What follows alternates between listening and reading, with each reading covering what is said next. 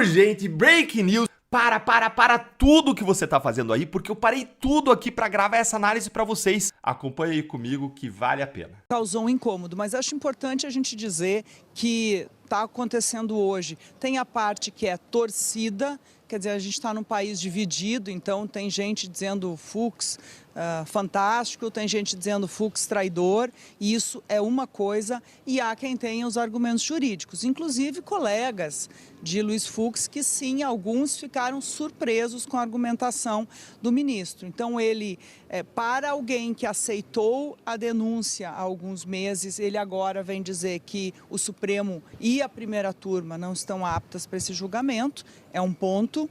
E ele também traz pontos ao longo do voto questionando até mesmo o relator, porque ele chega a dizer em alguns momentos que o juiz que julga tem que estar afastado do caso. Então, até mesmo ele levanta alguns pontos no sentido que vai de acordo com o que a defesa tem usado para atacar o ministro Alexandre de Moraes. Este é um ponto interessante, ele não verbaliza completamente isso, mas chega a fazer críticas. E ele, o que eu acho importante a gente falar do ministro Fux, é que ele abre uma divergência que no futuro pode sim ter espaço para as defesas voltarem ao Supremo, voltarem à primeira turma. Conversava com os advogados, com dois importantes advogados lá dentro da sessão, advogados de defesa, e eles dizem que este é o efeito prático. Num futuro, quando houver uma mudança da composição do Supremo ou da primeira turma, mesmo que esse julgamento termine apenas com este voto divergente de Luiz Fux, eles poderão ter a esperança de voltarem a recorrer, de conseguirem aí uma anulação, diminuição de penas. Acho que este é o efeito prático do que a gente viu até agora. O que nós temos aqui? Nós temos o Fux votando para anular todo o processo. Ele quer anular tudo por incompetência do STF e incompetência da primeira turma. Aí ele passa a decidir sobre o mérito. O mérito é fatos e provas, tá?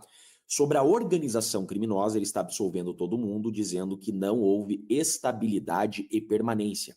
Organização criminosa é uma união estável e permanente para a prática de crimes, no plural, e não um fato, tá? Então ele absolve todo mundo da organização criminosa. Organização criminosa, a pena é altíssima, isso faz muita diferença. Aí ele parte para o crime de dano. Eu não entendi muito bem se ele está absolvendo todo mundo do crime de dano, ficou meio confuso, tá? Então, se for para eu apostar o que ele está fazendo, ele está absolvendo todo mundo do crime de dano, dizendo que não há provas de que tenham contribuído para os danos de 8 de janeiro. Ele diz o seguinte, que a acusação não individualizou as condutas, não disse quem fez o quê, tá? E diferente do que o Alexandre de Moraes diz, que eles contribuíram para os crimes de dano, o Fux está dizendo, não tem prova de que eles contribuíram para o crime de dano. Inclusive o Anderson Torres tentou impedir os crimes de dano. É isso que o Fux está dizendo. Então ele absolve, a princípio, né?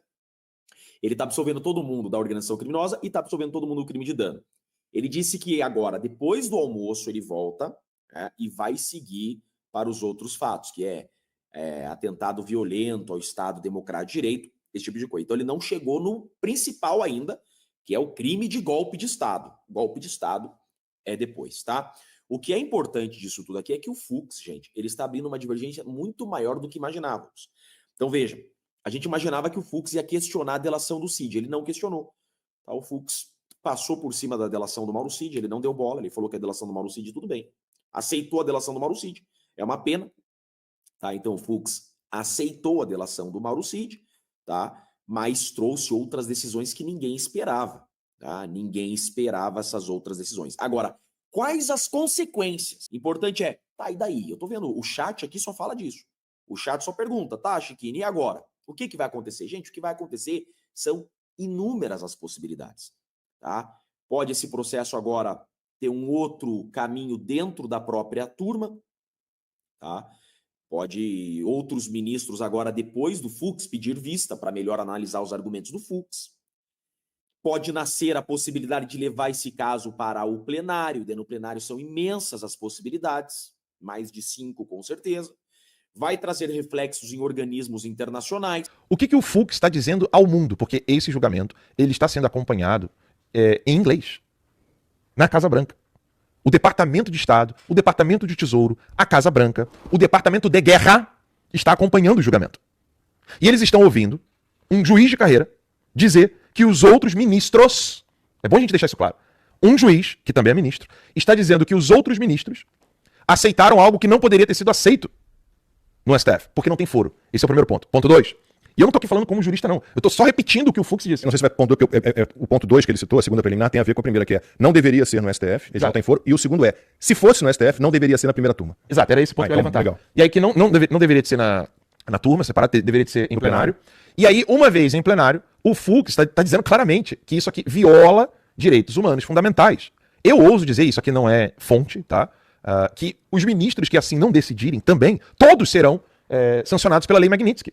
Aí você em casa vai dizer assim, pô, Lei Magnitsky de novo, né? Aí vai ter o Dino lá debochando no cartão. A gente não precisa de cartão, a gente não precisa ir pra Disney. Só que tem um ponto que eu quero que você em casa, eu não tô aqui profetizando, não tô aqui dizendo o que vai acontecer, eu estou fazendo uma análise meramente racional. O Brasil territorialmente é vizinho e faz fronteira com a Venezuela, país do qual não tem um líder político, mas uma pessoa que está usurpando o poder e é chefe de narcotráfico. Se o Brasil tiver ministros da Suprema Corte, não um, mas um monte, que estariam então na lista do SDN dos Estados Unidos, que o SDN é uma lista, né? SDN List, esse é o nome da lista, dos sancionados do Departamento do Tesouro, nós então teremos uma organização criminosa que se encontra na Venezuela e que está em contato com outra organização criminosa que viola direitos humanos fundamentais e está na Suprema Corte. O que é previsível.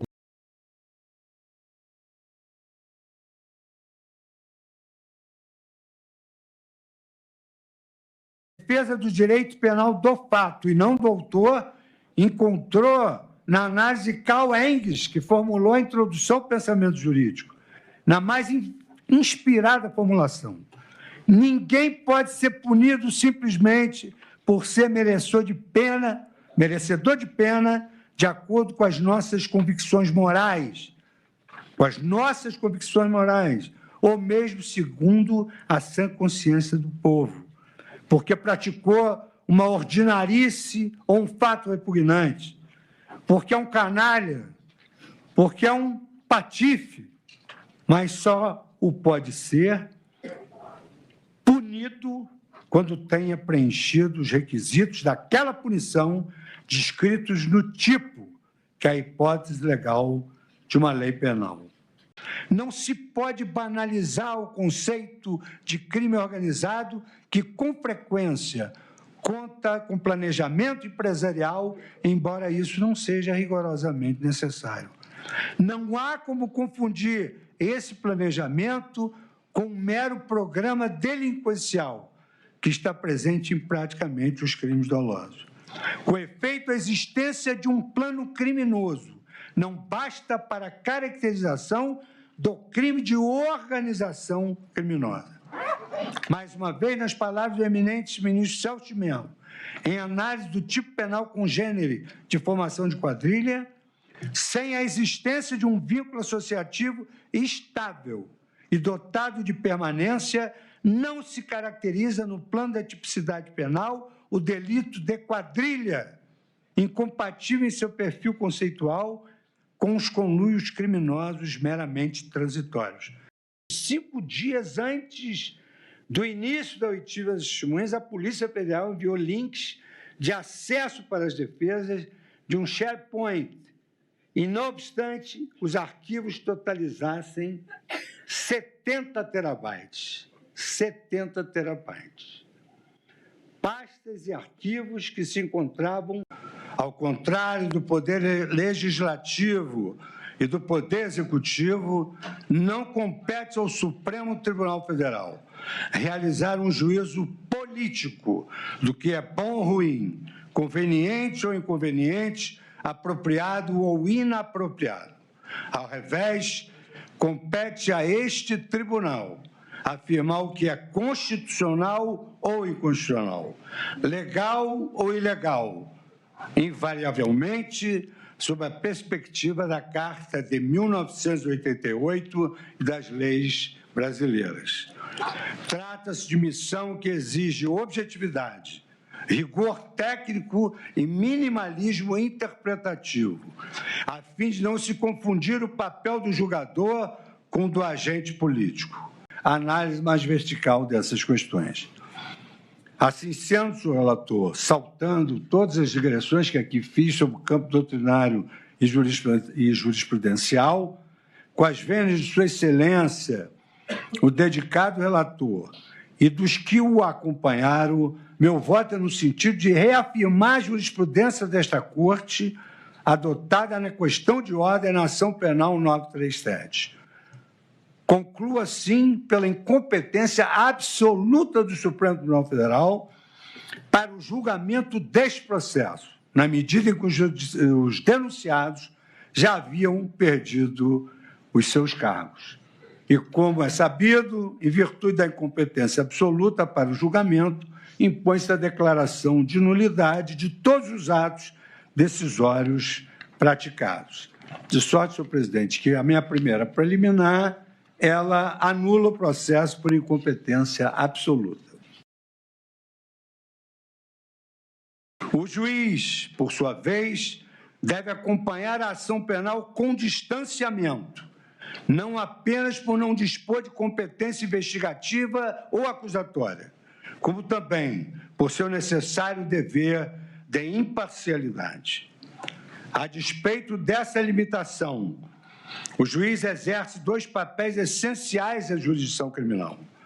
Primeiro, funciona como um controlador da regularidade da ação penal, contribuindo para que ela se desenrole nos limites dos direitos e garantias constitucionais e legais.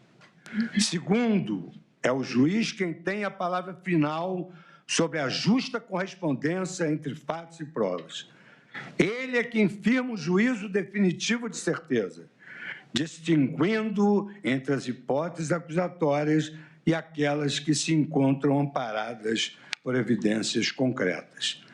Por isso mesmo, a independência do juiz criminal alicerça-se na racionalidade do seu mistério, afastada do clamor social e político dos processos judiciais. Aqui reside a maior responsabilidade da magistratura. Ter firmeza para condenar quando houver certeza e, o mais importante, ter humildade para absolver quando houver dúvida. Apenas pela importância, no julgamento a que eu me referi, Brad versus Maryland, o Justice William Douglas consignou a célebre assertiva: a sociedade triunfa não só quando os culpados são condenados, mas também quando os julgamentos criminais são justos. Por isso, senhor presidente, a egrégia turma, em razão da disponibilização tardia de um tsunami de dados, data dump, sem identificação suficiente e antecedência minimamente razoável para os atos processuais, e eu confesso que tive dificuldade para elaborar um voto imenso. Eu acolho a preliminar de violação à garantia constitucional do contraditório e da ampla defesa e reconheço a ocorrência de cerceamento e, por consequência, eu declaro a nulidade do processo desde o recebimento da denúncia. A despeito de sucessivas emendas regimentais que versaram sobre a questão de qual órgão desta Corte pode julgar ações penais, a competência para o julgamento do presidente da República sempre foi e continua sendo do plenário da Casa. Dirão os senhores, é ex-presidente, mas está sendo julgado como tal, porque se é ex-presidente, deveria ir para o juízo de primeiro grau. Mas está sendo julgado como presidente, está sendo julgado como se presidente fosse, essa ação deveria se iniciar no pleno do Supremo Tribunal Federal. Sobre esse ponto, mercê da questão preliminar anterior que foi abordada e que eu reafirmo por uma questão de coerência, essa posição de que o presidente da República, se está sendo julgado como tal, deve ir para o plenário, é o corolário lógico da tese fixada pela diminuta maioria no julgamento da QO, diminuta maioria, no julgamento da QO, no inquérito 4787. A independência do juiz criminal alicerça-se na racionalidade do seu mistério, afastada do clamor social e político dos processos judiciais. Aqui reside a maior responsabilidade da magistratura. Ter firmeza para condenar quando houver certeza e, o mais importante, ter humildade para absolver quando houver dúvida. Essa responsabilidade encontra amparo em doutrinas penais e processuais sedimentadas ao longo dos séculos, cujas regras e princípios trazem parâmetros indispensáveis para uma jurisdição racional, coerente e, sobretudo, justa. A denúncia não narrou em qualquer trecho que os réus pretendiam praticar delitos reiterados, de modo estável e permanente, como exige o tipo da organização criminosa. Ou seja, sem um horizonte espaço-temporal definido, não está na denúncia. Eu estou fazendo categorização jurídica. Absolutamente não foi isso que se narrou na inicial acusatória. As alegações finais do Ministério Público tampouco descreveram a permanência e estabilidade da organização para a prática de delitos indeterminados. Além de não haver menção alguma na denúncia ou nas alegações finais, a prática de delitos indeterminados. Falta à narrativa acusatória um outro elemento. Sem prejuízo de não haver na denúncia menção à prática de delitos indeterminados, a finalidade de cometer uma pluralidade de crimes punidos com pena superior a 4 anos também não foi descrita na denúncia. Quanto a este específico elemento objetivo do tipo, a denúncia pretendeu preenchê-lo, no meu modo de ver e com a devida vênia, empreendendo uma dupla imputação penal pelos mesmos fatos. Ou seja, classificando as condutas como incidentes, ao mesmo tempo, em 2 delitos com penas máximas superiores a 4 anos. Tentativa de abolição violenta do Estado Democrático de Direito, com pena máxima de 8 anos, e golpe de Estado, cuja pena máxima alcança 12 anos. O crime de dano, também imputado aos réus, não são punidos com penas máximas superiores a 4 anos. Essa dupla incidência típica dos crimes contra o Estado Democrático de Direito, no meu modo de ver, revelou-se equivocada. Como Vossa Excelência pode verificar, eu estou evitando citar nomes dos colegas, acho desconfortável e deselegante. Especialmente quando essa modificação da competência for resultado de uma interpretação após o crime. E o que eu quero dizer é que o Supremo Tribunal Federal mudou a competência depois da data dos crimes aqui muito bem apontados por Sua Excelência, o Procurador-Geral da República. Trago o procurador, como Vossa Excelência é um doutrinador de escola, as lições de Ferraioli, Carl Schwab e outros autores da sua preferência, e destaco: identifica-se assim que a competência absoluta ela não pode ser derrogada sob pena de infringir a garantia do juiz natural. E digo, senhor presidente, porque é importante, e apenas essa parte histórica, que a garantia do contraditório e ampla defesa incorporada ao direito ocidental há longo tempo já era ressaltada na obra do filósofo estoico Sêneca, que afirmava: quem decide o que quer que seja, sem ouvir a outra parte, mesmo que decida com justiça, efetivamente não é justo. Isso é repetido ao longo dos anos na Declaração Universal dos Direitos do Homem, adotada em 48 pela Assembleia Geral da ONU. Artigo 11. Todo ser humano acusado de um ato delituoso tem o direito de ser presumido inocente até que a sua culpabilidade seja provada de acordo com a lei, em julgamento público, no qual lhe tenham sido asseguradas todas as garantias necessárias à sua defesa. O Supremo Tribunal Federal já anulou um processo por inteiro por incompetência relativa, máximo quando se trata de incompetência absoluta e inderrogável pela vontade das partes. E aqui, então, cito que, de acordo com as premissas que eu adotei de forma coerente ao receber a denúncia, a interpretação restritiva da prerrogativa de foro, preconizada desde a questão de ordem na ação penal 937, é a mais correta.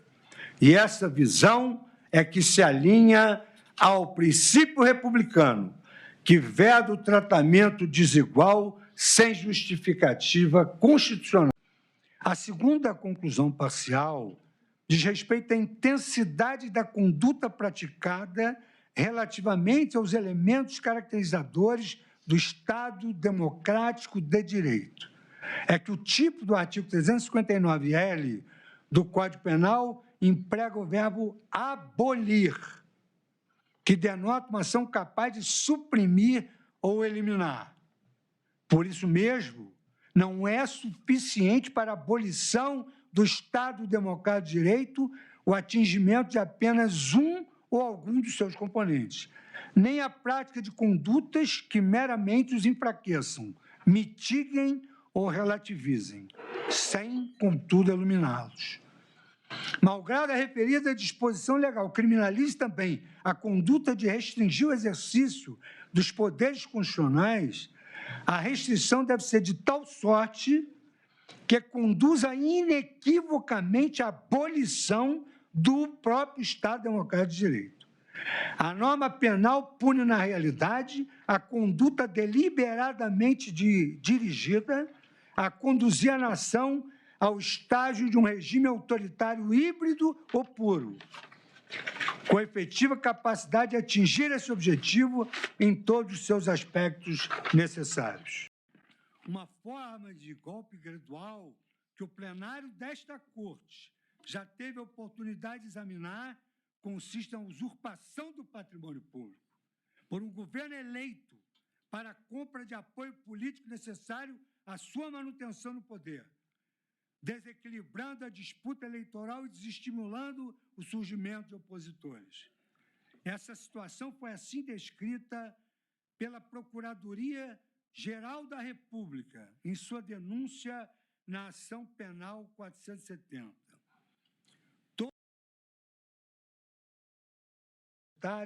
De perseguição de opositores. A violação a direitos civis, políticos e humanos são disseminadas. E a corrupção é endêmica e utilizada como mecanismo de manutenção do regime e de neutralização de adversários. Note-se que, nos julgamentos de grande complexidade, entendeu-se que a corrupção não é só de dinheiro, é satisfazer interesses de qualquer natureza. Geral da República, em sua denúncia na ação penal 470.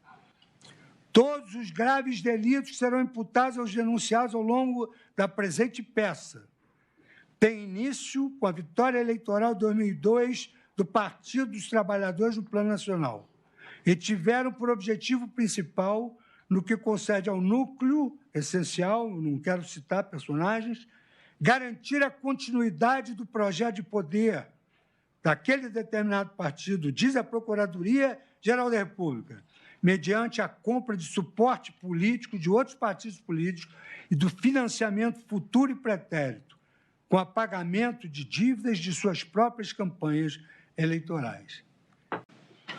Deve ser rejeitada, sim, a interpretação ampliativa desse novel tipo penal para abranger condutas que configurem mera irresignação com o resultado eleitoral, sem capacidade ou dolo de arruinar as multifacetadas instituições que garantem o autogoverno democrático no país. Com efeito, diferentemente de nós, juízes, que devemos nos abster de declarações públicas frequentes, notadamente as de cunho político, haja visto o nosso dever constitucional de preservar a independência e a imparcialidade das instituições que integramos, os agentes políticos, diferentemente, e os agentes públicos eleitos, devem, por natureza, engajar-se no debate público. Esse debate essencial para a democracia ocorre muitas vezes por discursos inflamados e irrefletidos, porquanto o mandatário político é instado a manifestar-se com enorme frequência sobre temas de variada sorte. O risco de declarações infelizes, declarações ofensivas é permanente, mas essas declarações devem ser depuradas também pelo filtro democrático, à luz do escrutínio dos eleitores. É fato notório que em todos esses eventos houve envolvimento de pessoas doutrinadas pela estratégia denominada Black Bloc, destinada a incitar a população à desobediência civil por meio de atos violentos, em especial a depredação de agências bancárias, concessionárias de veículos e prédios públicos. O intento subversivo organizado é retratado, inclusive, em um manual de ação direta Black Bloc, com instruções detalhadas para a adoção de táticas de guerrilha e de convencimento social, por meio de simbologias contra o capitalismo e as instituições públicas. Agora vem a perplexidade. Nada obstante, em nenhum caso, em nenhum desses casos, oriundo dessas manifestações políticas violentas, até pela data, se cogitou de imputar aos seus responsáveis os crimes previstos na então vigente Lei de Segurança Nacional, que repetia a disposição tentar mudar com emprego de violência ou grave ameaça a ordem e o regime vigente ou o Estado de Direito. Tentar impedir com emprego de violência ou grave ameaça o livre exercício de qualquer dos poderes da União dos Estados. Devastar, saquear, incendiar, depredar, provocar explosão, praticar atentado pessoal ou atos de terrorismo por inconformismo político. E outros delitos que todos se enquadravam nessas condutas. Nas investigações ocorridas no âmbito de São Paulo, as condutas dos Black Blocs foram apuradas à luz do artigo de associação criminosa e milícia privada do Código Penal. Consoante noticiado na imprensa, apenas alguns casos resultaram em condenações criminais em julho de 2015. Meus amigos, esse aqui vai ser um dos vídeos mais sérios que você vai me ver gravar.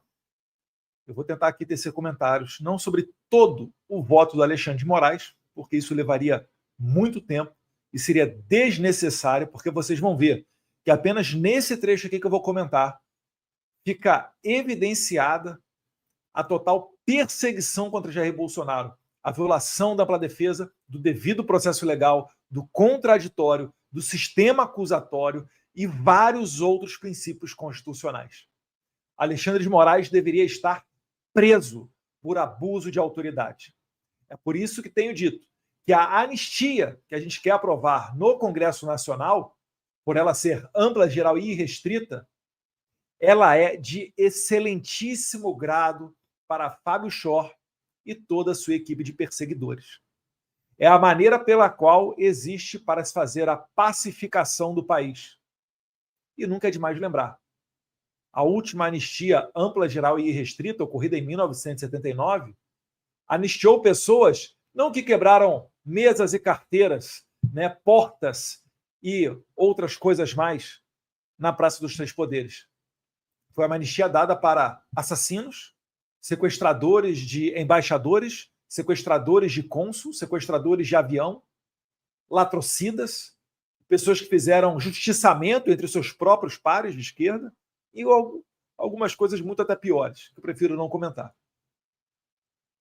Então, eu vou tentar com certa frieza mostrar aqui por que Moraes está errado.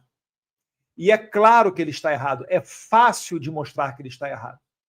A gente só precisa de uma única coisa: liberdade de expressão para falar. Todo o resto vem a reboque. Então vamos lá. realizava uma falsa fiscalização de eleição. Determinando. Calma lá, e qual o problema de você criticar funcionário público? Se eu achar um lixo esse serviço prestado por violadores de direitos humanos como você, ou eu tenho que falar que tudo é legal e tem que elogiar tudo, é impossível você fazer um xingamento a uma pessoa em privado, ainda mais essa pessoa sendo um servidor público. Que daqui para frente, quero que todo ministro fale o que eu vou falar aqui. Isso aí ele está falando do presidente Bolsonaro, numa reunião com seus ministros, orientando seus ministros a repetirem o discurso dele, ou seja, ele está fazendo um alinhamento dentro do governo para que todos, de maneira uníssona, falem, né, a mesma coisa que ele, presidente. Ele está se expressando para dizer: o meu pensamento é esse, vocês são meus subordinados, vocês repitam isso, repliquem isso. Isso é a essência de um governo. Ele quer o quê? Que o presidente não possa falar com seus ministros? E o pior, vocês vão ver no final, ele considera isso execução de organização criminosa. Meu Deus do céu, não dá nem para começar. Porque isso aqui não é nem sequer uma cogitação de golpe que acusam Bolsonaro, né, Braga Neto, Anderson Torres, General Heleno e outras autoridades do governo. A coisa só vai ficando pior, vocês vão ver. Vou mostrar. E exatamente o que falou e mostrou foram notícias fraudulentas e ataques à justiça eleitoral e ao poder judiciário. Esses hipócritas sempre falam que a família Bolsonaro faz fake news, é discurso de ódio, é gabinete de ódio, etc. Eles não conseguem provar absolutamente nada. Existe um inquérito aberto desde 2019, um dos vários, né, que esse violador de direitos humanos abriu, né, bem da verdade, da fake news foi aberto pelo Toffoli e depois de cara já colocou o Moraes como relator, né? Então, desde 2019, 2020, 2021, 2022, 2023, 2024, 2025, temos 6 anos aí de inquérito aberto. Por muito menos outros casos, o STF trancou a ação penal ou investigação devido a um grande decurso de tempo. Pois isso fere o princípio da razoabilidade. O cidadão não pode ter a espada do Estado a todo momento na sua cabeça. Uma investigação aberta de eterno. É por isso que a gente diz, o STF, ele rasgou a Constituição e também rasgou a sua própria jurisprudência. Jurisprudência são as decisões no mesmo sentido, reiteradamente de maneira uniforme. Isso é uma jurisprudência, uma base do direito. O STF mudou tudo isso para poder julgar o presidente Bolsonaro. Porque até então, ex-presidente, como ele não está no cargo, ele não tem foro por prerrogativa de função, popularmente conhecido como foro privilegiado. Então, o que acontece? Por exemplo, foi o que ocorreu no caso de Lula e de Temer. Eles são investigados e processados na primeira instância. Por que Bolsonaro teve que ir para o STF? Porque estes senhores, essa organização criminosa que os senhores estão vendo aí, né? Não todos, obviamente, mas uma boa parte da Suprema Corte tem que ser definida dessa maneira, porque não há outra palavra a ser utilizada, resolveu que mudaram 2 dispositivos, mudaram a sua jurisprudência para puxar para si o caso de Bolsonaro. Esse aí que está falando aí no vídeo, esse senhor careca aqui, disse, conforme matérias do Glenn Greenwald, teve acesso ao WhatsApp de assessores de Moraes, disse que nós temos que pegar Eduardo Bolsonaro. Agora está o Tagliaferro falando um monte de denúncia gravíssima, gravíssima, relatórios feitos por encomenda para pegar pessoas selecionadas a dedo por Moraes, operações policiais com justificativas e fundamentações de data retroativa. Se isso fosse feito com traficante de drogas que troca tiro com a PM do Rio de Janeiro, ou que troca tiro com a Rota em São Paulo, ou qualquer polícia militar do Brasil, ou civil, os juízes teriam anulado todo o processo e, muito provavelmente, colocado os policiais em cana. Isso não ocorre porque quem está fazendo isso é esse senhor careca aqui. Senhor não, né? Que é muito respeito. Eu tenho que desrespeitar essa pessoa. E as palavras fortes existem para ser usadas, para que eu consiga transmitir o nível de psicopatia desse sujeito. Continuou o réu Jair Bolsonaro, porque os caras estão preparando tudo, pô, pro Lula ganhar no primeiro turno, na fraude. Mas é claro. Ué, o Congresso Nacional tenta colocar adiante mais uma vez o voto impresso, porque já foi aprovado 3 vezes na história e o STF derrubou as 3 vezes. Aí o que nós fizemos? Vamos colocar então uma PEC. Não seria necessário se tivéssemos uma normalidade democrática. Mas optamos por esse caminho. PEC 315 da deputada federal Bia Kicis. E o ministro Barroso, presidente do TSE, entra no Congresso, fala com 11 presidentes de partido e os caras mudam votos. O que ele conversou com esses 11 presidentes? É ou não é uma conduta de mafioso? Eu só posso imaginar uma coisa. Como ele não expôs, ele fez alguma ação ilícita ali, o ministro Barroso. Muito provavelmente ameaçando, talvez na surdina, naquele bate-papo olho no olho com os presidentes de partido. Porque quem julga deputado e senador é o STF. Aí o cara vai, não tem nenhum voto, se mete no meio do processo legislativo. Sabe quando isso aconteceria aqui nos Estados Unidos? Nunca. Absolutamente nunca. Aqui nos Estados Unidos, para vocês terem noção, um juiz da Suprema Corte americana, ele não conversa com a imprensa. Ele não dá opinião sobre nada. Palestras, no máximo, ele participa de colação de grau ou um evento ou outro dentro de universidades ou meio acadêmicos. Falar com a imprensa só se for a imprensa especializada jurídica. E nunca sobre um processo que está na mão dele ou que ele possa vir a julgar. Se você sair na rua perguntando, eles vão nem saber aqui nos Estados Unidos quem são, muitos deles não saberão, né, quem são os ministros da Suprema Corte. No Brasil, é o contrário. Os caras participam tanto da política que, muito provavelmente, um brasileiro sabe mais os 11 ministros do STF do que os 11 titulares da seleção brasileira. Estou certo ou estou errado? Vou mostrar como e por quê. Alguém acredita aqui em Fachin, Barroso, Alexandre de Moraes? Eu não acredito nem um pouco. E qual o crime nisso? Eu tenho que acreditar? Lembrando, o Moraes está pegando frases de uma reunião feita do presidente com seus ministros. E qual o problema de você falar isso? A gente tem que falar que você é bom? Tem que só bater palmas? Ou existe agora o crime de proibição de você criticar servidor público? Porque quem paga o seu salário, Moraes, é a população brasileira trabalhadora.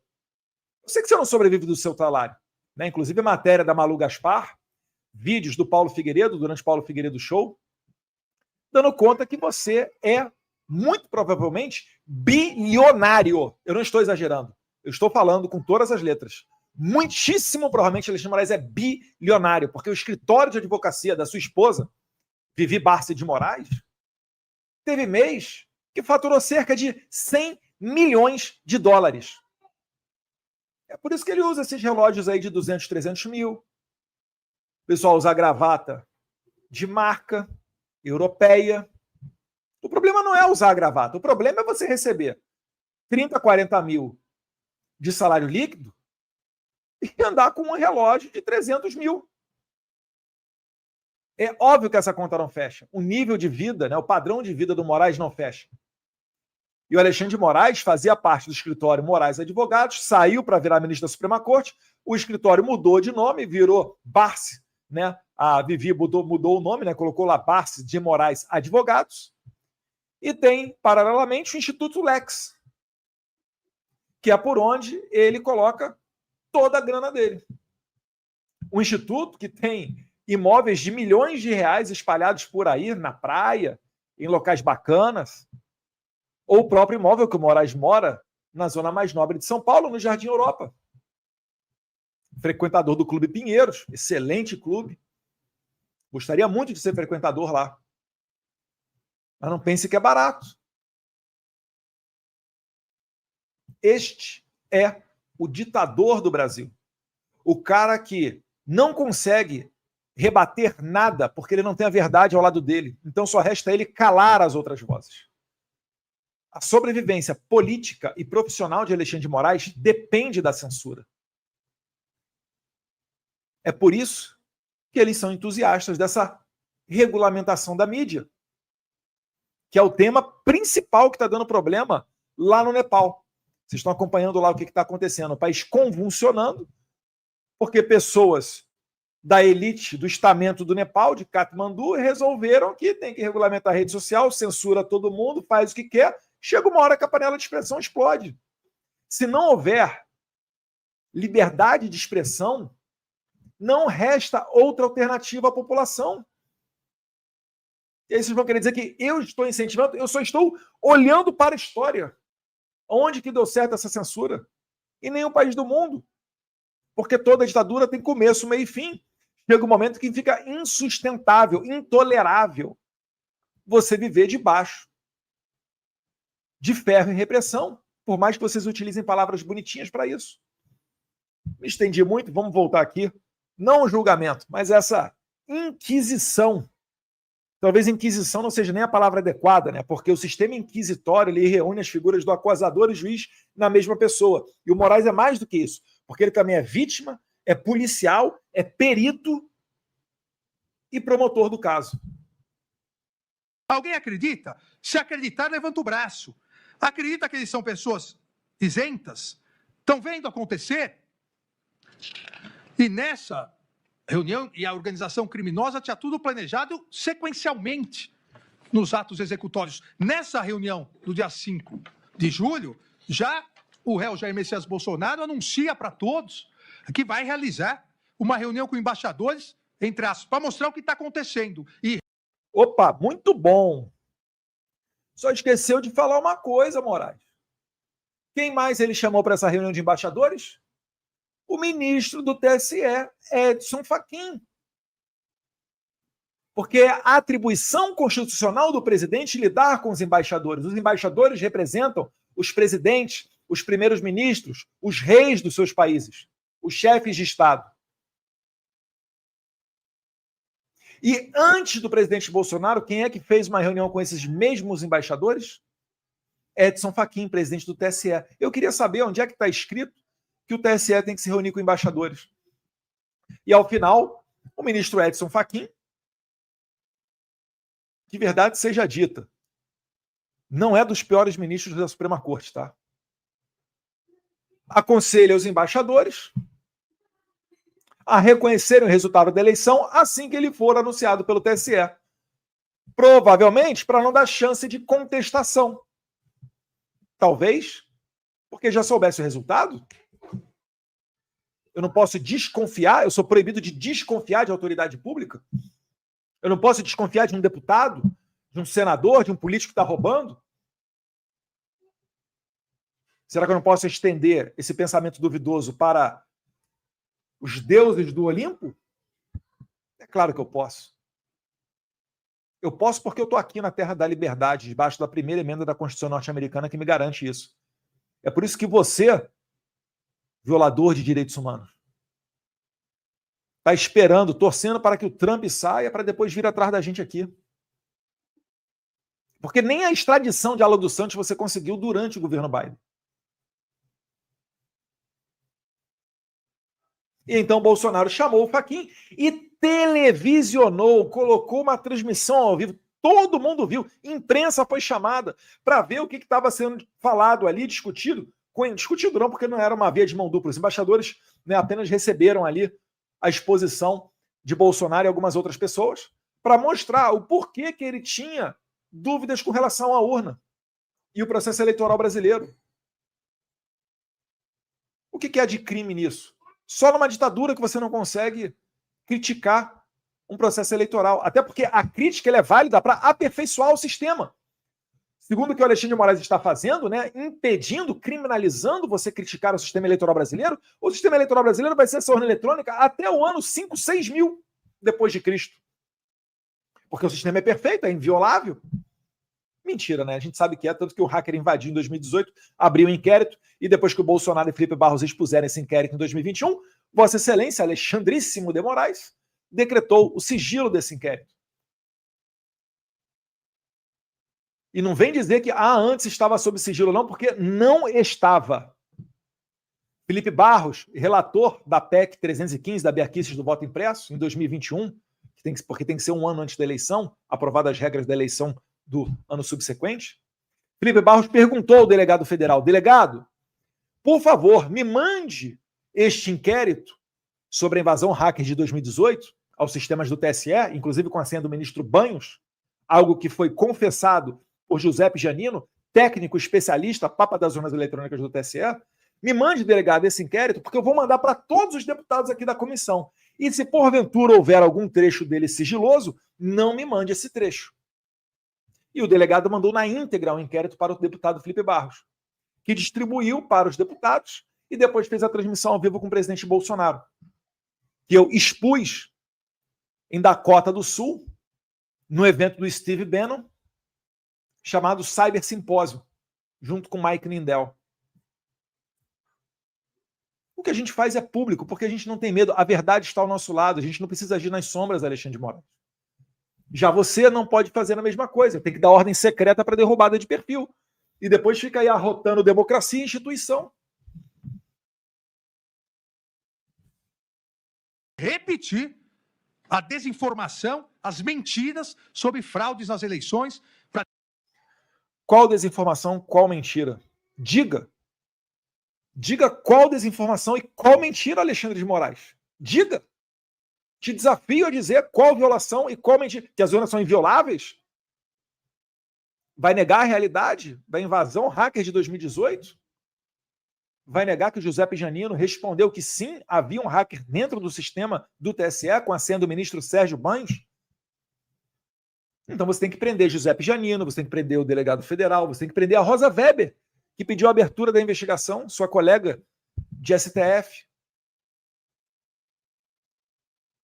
Deslegitimar o poder judiciário, a justiça eleitoral e desacreditar a democracia no Brasil. Mas não só ameaça frontalmente a independência do poder judiciário, mas também instiga todos os participantes a fazerem o mesmo.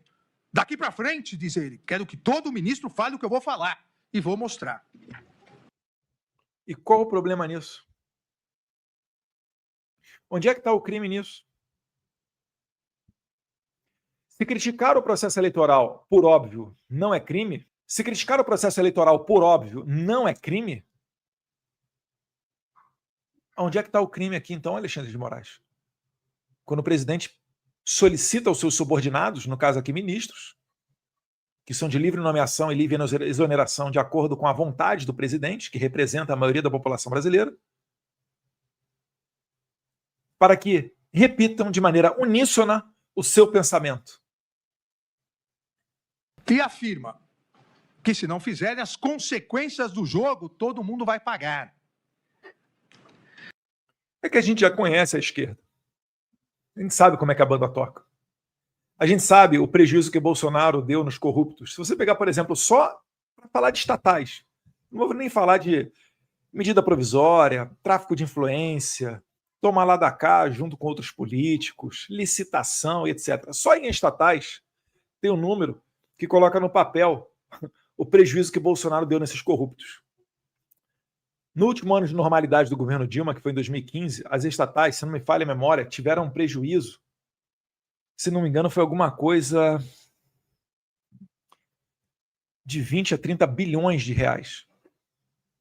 E no primeiro ano do governo Bolsonaro, em 2019, só de nomear as pessoas certas para os pontos corretos, pessoas honestas, as estatais tiveram um lucro recorde de mais de 100 bilhões de reais. Que nos anos subsequentes, esse recorde seria batido novamente. Ou seja, um pelo outro, você está falando ali de 120 a 140 bilhões de reais por ano de prejuízo a corruptos e maus gestores. Só falando de estatais. É claro que esse pessoal vai querer se unir para depois ir contra o presidente Bolsonaro, como está acontecendo agora. Nessa reunião, o réu Jair Messias Bolsonaro pratica outros ilícitos, além dos denunciados pela Procuradoria-Geral da República, ao acusar... Pratica outros ilícitos, além dos denunciados pela PGR. Então a PGR está prevaricando, é isso mesmo? Por que a PGR não colocou no papel esses outros ilícitos aí, prezado violador de direitos humanos? Os ministros do Supremo Tribunal Federal de corrupção.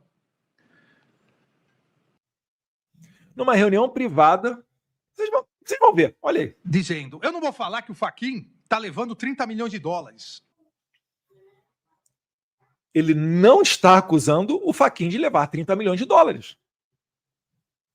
Que o Fachin está levando 30 milhões de dólares. Não vou falar isso aí. Que o Barroso está levando 30 milhões de dólares. Não vou falar isso aí. Que o Alexandre de Moraes está levando 50 milhões de dólares. Não vou falar. 50 milhões é pouco, né? Vide o patrimônio do Instituto Lex e o patrimônio do escritório de advocacia, né, Barsi de Moraes Advogados, que é do escritório da esposa do Moraes, que deu continuidade às atividades do Moraes, de maneira privada. Algo que é compreendido aqui nos Estados Unidos como corrupção. Isso sim, verdadeiro tráfico de influência. Isso aí. Não vou levar por esse lado. Mas algo esquisito está acontecendo. Esse cidadão que está aqui é um marxista, advogado do MST. Não sou eu, ministro Flávio. Bolsonaro estava fazendo referência ao então presidente do TSE, o ministro Edson Fachin, que sim, advogado, sim, apoiador do MST. É público e notório isso. Igual o Alexandre de Moraes, que já serviu a governos do PSDB.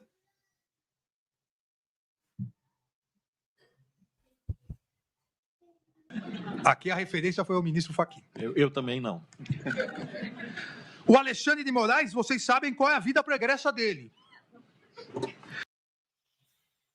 Até políticos de esquerda, por ocasião da sua nomeação, indicação, né, para o STF e sabatina no Senado, fizeram críticas. O Barroso, vocês sabem também. O Barroso, advogado do César Battisti. E hoje, né, nega, né, em seus posicionamentos, né, se posiciona de maneira contrária à anistia. Se bem que mais ou menos, né? Barroso tem mudado bastante. Acho que Deus está tocando o coração dele. Mas daí a vida pregressa dos senhores. A gente tem que concordar com alguma coisa disso? O César Battisti, italiano que ficou no Brasil, assassinou 4 pessoas. Uma delas matou um pai na frente do filho. No outro, matou o pai e deixou o seu filho cadeirante, que encontrei com ele na Itália, junto com Matteo Salvini e Roberto Lorenzato. Esse daí é o ministro Luiz Roberto Barroso, que defende que essa pessoa deveria ter refúgio no Brasil. Mas para o pessoal do 8 de janeiro, para ele a história muda, né? Porque o cliente muda. Não interessa se é de direita ou se é de esquerda, ou melhor, só interessa se for de esquerda, eles protegem, né? De direita, ainda que não seja bandido e criminoso, acontece isso daí que vocês estão vendo, que não é um julgamento, é uma inquisição.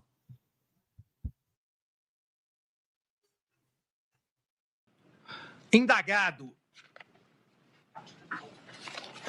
no interrogatório judicial por esse magistrado, na 42ª pergunta que esse magistrado fez, ministro Flávio, após os advogados terem feito 14 perguntas, indagado pelo relator, se desculpou, disse que era o jeito dele, que não tinha nenhuma prova.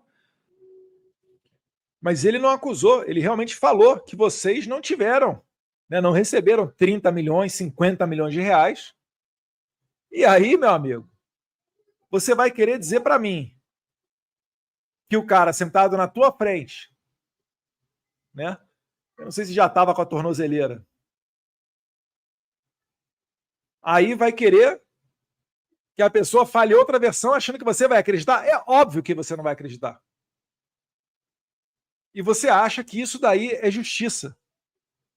Como se tivesse realmente uma oportunidade de ouro para Jair Bolsonaro explicar os fatos e que você fosse recebê-los.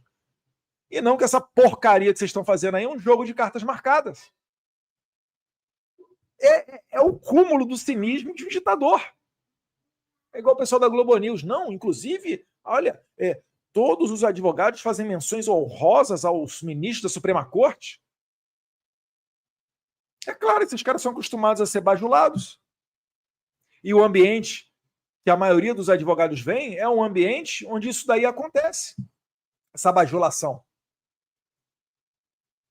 Não estão acostumados a um jogo de cartas marcadas. Isso é a verdade. O ministro Vilardi, ele se impressiona com os arbítrios que são cometidos contra o seu cliente, que é o presidente Jair Bolsonaro. advogado Vilardi falou, em 34 anos de carreira como advogado, 34, é quase o que eu tenho de idade, doutor Vilardi disse que nunca pisou em um tribunal sem saber a íntegra do processo. Pela primeira vez isso ocorre com ele. Por quê? Porque eles tiveram poucos dias, ele, doutor Paulo Bueno, poucos dias para se inteirar de mais de 70 terabytes de memória. 70 terabytes. Se não me engano, tiveram cerca de 2 semanas. Lá nos finalmente, quando estava perto de apresentar a defesa, deram para ele 15 dias e se vira aí, ó, toma aí, ó, agora tá, agora você pode ter acesso a tudo. O advogado ele tem que ter acesso ao inquérito e depois, se virar processo, também na fase processual, porque ele tem que saber, ele tem que analisar aquilo dali, o advogado tem que correr atrás de testemunha, ele tem que checar fatos, ele tem que analisar dados, ele tem que mandar para perícia. Como é que você faz isso com 70 terabytes? Gente, muito provavelmente vocês estão me assistindo, o celular de vocês não comporta 1 terabyte. Metade disso são 512 megas. Talvez o seu celular seja de 512 megabytes. Nós estamos falando que são 140 celulares de 512 lotados. Você imagina você ver tudo isso, olhar tudo isso, analisar tudo isso em 15 dias. Aí eles falam, não, mas foi dada o que a acusação utilizou no processo, foi ofertada à defesa. Mas a defesa tem que saber tudo. Porque a acusação seleciona trechos de conversa e depois usa para acusação. Mas, de repente, no resto da conversação está a prova que a defesa busca para inocentar o seu cliente. Sem isso, não há que se falar em ampla defesa, meu Deus do céu. Os professores de direito devem estar loucos com esse julgamento. Porque, além de rasgar a Constituição, está jogando fora todo o dinheiro de um aluno de direito investido numa faculdade. Se for privada, né? Se for pública, está jogando fora todo o dinheiro dos tributos pagos. É inacreditável. E o cara se vangloria dessa porcaria. E vai piorar. Vocês vão ver que vai piorar. Só que aí demonstrou qual o modus operandi do líder da organização criminosa. Disse que não tinha nenhuma prova, mas que se fossem outros 3 ministros, falaria a mesma coisa. Na verdade, não tinha prova em relação a esses 3. Falou em relação a esses 3 porque um tinha sido presidente, outro era e o outro seria. Ao falar isso, mais do que ofender pessoalmente cada um dos ministros, na verdade, quer descredibilizar o poder judiciário como um todo. Ele está falando aqui que o fato da defesa dizer que os ataques de Bolsonaro não eram pessoais, não eram contra as pessoas de Alexandre de Moraes, Fachin ou Barroso, ele estava dizendo que era porque essas pessoas ocupam os cargos, e é isso mesmo, a instituição ela é feita de pessoas. Ele tentou descaracterizar a pessoalidade das palavras feitas numa reunião privada. Se eu quiser mandar o Alexandre de Moraes para qualquer lugar numa reunião privada, eu posso. Por que não? Qual o problema nisso? Tem gente que faz isso publicamente conosco, da família Bolsonaro, todos os dias. Cada um que forma o seu julgamento. Então ele está dizendo que a defesa de Bolsonaro, por ter dito isso, por ter quebrado essa impessoalidade, isso é prova de que o chefe da organização criminosa, ou seja, ele está falando aqui de Jair Bolsonaro, fez um ataque às instituições. As instituições existem, os servidores públicos existem para servir ao público e não o contrário. O que é sagrado numa democracia é a vontade popular, não é a vontade do presidente do STF ou do presidente do TSE. E isso é prova de quê? Violador de direitos humanos. Vocês reparam como é que ele vai construindo? Ele pega críticas ao sistema eleitoral e coloca aquilo dali como sagrado. Aquilo dali é um crime. Atacou. Então Bolsonaro deve ser louco, né? Porque ele atacou, chamou embaixador, chamou a imprensa, chamou o presidente do TSE e cometeu um crime. É isso mesmo. Expondo as suas dúvidas relativas a urnas eletrônicas. E é há décadas que Bolsonaro milita pelo voto impresso e por mais transparência nas eleições. Isso não começou de ontem, não. Começou de muito tempo atrás. Ai, Bolsonaro, você foi eleito com essa urna. Sim. E com a moral de eleito, eu quero aperfeiçoar o sistema para deixar mais claro para todo mundo. Quem é que perde, quem é que ganha. se o mais ignorante dos eleitores entender como é que funciona o sistema. Mas para Moraes, você é obrigado a acreditar naquilo que eles, imperadores do Olimpo, dizem para você. A gente fala que isso daí é verdade, que é certo, que não tem violação, que não tem como entrar no sistema, cala a tua boca, trabalha, paga o teu imposto e fica quieto. É isso que eles querem. Só que isso não acaba com a revolta do povo. É uma panela de expressão, uma panela de pressão que um dia vai explodir.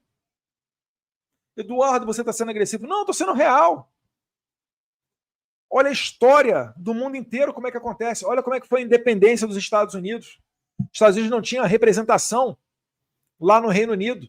As vozes dos colonos norte-americanos aqui não eram ouvidas. E a coroa britânica aumentava os impostos, como, por exemplo, o chá, que foi o principal, né, que causou, né, foi o estopim que causou a Revolução Americana. O que o povo fez? Se rebelou. Pegou empréstimo com os franceses. Lembrar aqui do pessoal que estava reclamando da bandeira americana na Avenida Paulista, tá? Uma prova de gratidão e amizade. 1778, o povo americano foi, conseguiu empréstimo com os franceses, conseguiu armamento, lutou pela sua independência e conseguiu a sua independência. Tirou os tiranos e as arbitrariedades daquele momento que vinham da coroa britânica. Não tinham representatividade, não tinham liberdade de expressão, não faziam parte das decisões sobre as suas próprias vidas. E isso os revoltou. Você acha mesmo, Alexandre de Moraes, que a sua conduta não está revoltando a maioria do povo brasileiro? Que mesmo debaixo de pressão foram às ruas de maneira corajosa. Tenho muito orgulho das pessoas que foram para as ruas.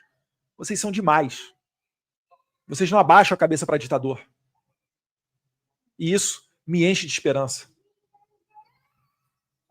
É por isso que eu falo, Alexandre de Moraes não vai sair vitorioso disso. Podem anotar, mas podem anotar com toda certeza. E seguiu demonstrando a conexão de todos os atos executórios. Vamos... Atos executórios. No direito, ato executório é quando você inicia a execução de alguma coisa. Tem os atos preparatórios e antes tem a cogitação. Então, quando uma pessoa vai, por exemplo, cometer um crime, o que ocorre? Ela cogita aquele crime, ela pensa, depois ela se prepara, né? Ela vai lá e pega a faca e vai para o local onde está o seu desafeto. Quando ela pega a faca e bota no bolso e sai de casa, ela ainda está nos atos preparatórios. A execução só se inicia quando a conduta do criminoso pode gerar o resultado pretendido. Ou seja, quando ele dá uma facada. Quando ele dá uma facada, quando ele puxa a mão e desce a mão para descer a faca no seu desafeto. No direito a gente usa muito, né? O Caio, o Meve e o Tício. Quando o Caio vai dar uma facada em Tício, ali começa a execução. Qual é a intenção de Caio ao dar a facada em Tício? É matar o Tício. Se o Tício morre, o crime está consumado. Se o Tício não morre por circunstâncias alheias à vontade do esfaqueador Caio, isso é tentativa de homicídio. O crime não se consumou, ele foi tentado, mas por fatores opostos à vontade do criminoso que estava esfaqueando, não ocorreu o resultado morte. O Moraes está falando aqui, primeiro, ele já erra, porque sequer houve cogitação de golpe. Bolsonaro está tendo um brainstorming com os seus ministros. Ele não está nem falando, vamos fechar isso, vamos fazer aquilo, você aí arranja arma, etc. e tal, que seriam atos, talvez, preparatórios. Não. Mas ainda assim, criticar as urnas eletrônicas, falar que o Moraes não estava pegando 50 milhões de reais, o Barroso não estava pegando 30 milhões e o Fachin não estava pegando 30 milhões, isso daí foi considerado por Moraes como execução de golpe de Estado. Mas existe um abismo de diferença nisso daí. É por isso que até os blogueiros da Globo News, como Otávio Guedes, não conseguem falar que tem nexo causal entre o Bolsonaro e o golpe de Estado. Aí ele fala o seguinte, né? Não tem como conectar Bolsonaro ao golpe de Estado. Mas, sem Bolsonaro, não haveria 8 de janeiro. Otávio, sem a sua mãe, não haveria as asneiras que você está falando. Nem por isso a sua mãe é culpada das suas asneiras. Eu estou dando um exemplo claro para te explicar que o que você está argumentando para condenar Bolsonaro é o que o Código de Processo Penal diz que é para inocentar, meu Deus do céu. Se não há ligação entre o corpo falecido de Tício no chão, esfaqueado, e Caio, que o esfaqueou, se não há como você conectar isso, se não há testemunha, se não há prova pericial, se não há um vídeo, como as câmeras do MJ do 8 de janeiro, né, que nunca apareceram, se não há nada disso, não há que se falar em acusar Caio do assassinato de Tício. Conseguem compreender que é justamente o oposto e que poderiam colocar de advogados aqui do Bolsonaro, né, a Madre Teresa de Calcutá, junto com João Paulo II, e não haveria resultado diferente? Nós estamos diante da maior perseguição criminal que uma pessoa já sofreu no Brasil. Bolsonaro é o verdadeiro estadista, porque ele estava aqui, nessa reunião, que você consegue extrair de verdadeiro, é que ele estava preocupado em sofrer uma perseguição e ele conhece o modus operandi da esquerda. Se lá na Argentina voltar o grupo da Cristina Kirchner, é o que vai acontecer com Milei. Se o Viktor Orbán não tivesse expulsado o Jorge Soros da Hungria, é o que poderia acontecer com o Viktor Orbán na Hungria. E anotem, é o que vai acontecer com a Marine Le Pen lá na França. Vão querer prender ela durante a eleição da França para ela não poder concorrer. Anotem.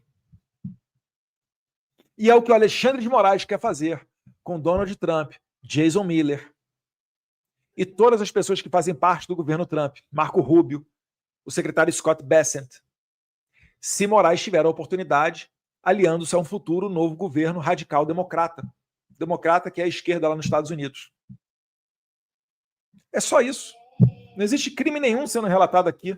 São apenas preocupações e uma tempestade de pensamentos, né? Um brainstorming.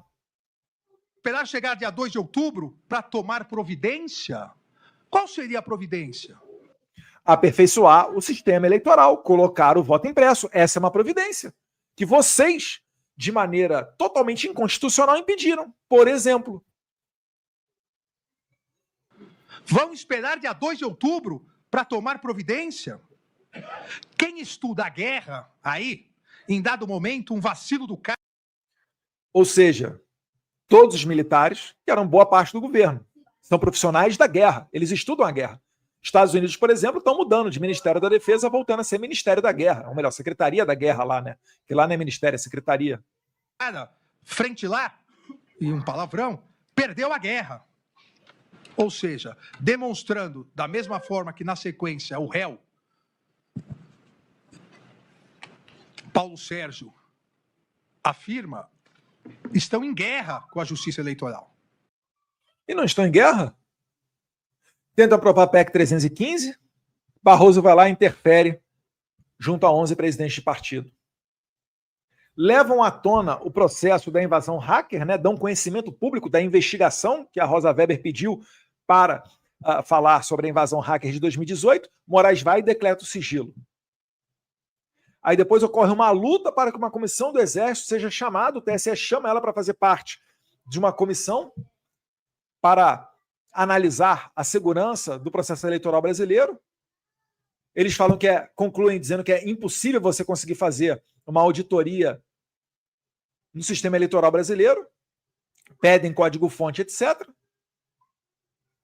E o Alexandre de Moraes ignora tudo isso e ainda fala, e manda replicar na imprensa, que os militares concordaram que o processo eleitoral, né, a urna brasileira, o processo eleitoral não é impossível de fraude. Não é que é impossível de fraude. É que a conclusão dos militares foi a mesma conclusão da equipe do PSDB lá de 2014, quando o Aécio perdeu para Dilma o segundo turno, daquela maneira igualmente misteriosa. E eu lembro de ver o deputado Carlos Sampaio, promotor de São Paulo, dizendo que é impossível auditar as urnas. Os militares falaram a mesma coisa. E é inacreditável que no país a gente siga fazendo eleições com esse mesmo sistema, meu Deus do céu. A Justiça Eleitoral e o Tribunal Superior Eleitoral era o inimigo a ser vencido, o inimigo a ser derrubado, o inimigo a ser extirpado. Ou seja, os atos executórios, para isso, configuram e consumam o quê? O crime imputado pela Procuradoria-Geral da República. Meu Deus do céu! Como que ele consegue dizer que foi consumado um crime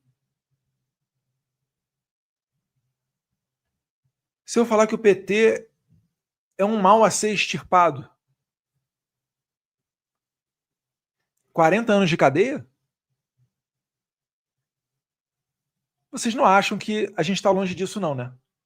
Deixa eu conversar aqui, deixa eu chamar meus amigos aqui de centro, os meus amigos liberais, meus amigos mais tipo isentões, ou mesmo de esquerda. Chega aí, te contar uma coisa. O ditador, ele nunca reduz o seu poder. Uma vez que ele ganha terreno, ele jamais retrocede. Se tudo acontecer como eles desejam aqui, né? Condenar Bolsonaro, etc., transformar Bolsonaro em página virada, eu acho que não vão conseguir, porque o coração do brasileiro está vendo tudo isso que está acontecendo, mas enfim. Vocês acham que ele vai para cima de quem depois? Vocês acham mesmo que todas as vontades de vocês convergem com as vontades do Alexandre de Moraes e nunca haverá um ponto de conflito, de desentendimento, de debate? Há de convir que esse momento chegará. E quando esse momento chegar, vocês vão recorrer a quem? Só tem um problema. Toma cuidado. Porque se esse momento chegar e a partir daí, então, somente você gritar por socorro, talvez já não haja mais ninguém do seu lado a ponto de te socorrer. É aquela parábola lá da pessoa que começaram a prender os judeus, mas eu não era judeu, então deixei rolar. Começaram a prender os cristãos, eu não era cristão, então foram lá presos. Aí quando prenderam os ateus, né, que era o caso daquela pessoa, ela olhou para o lado e já não tinha a quem se socorrer.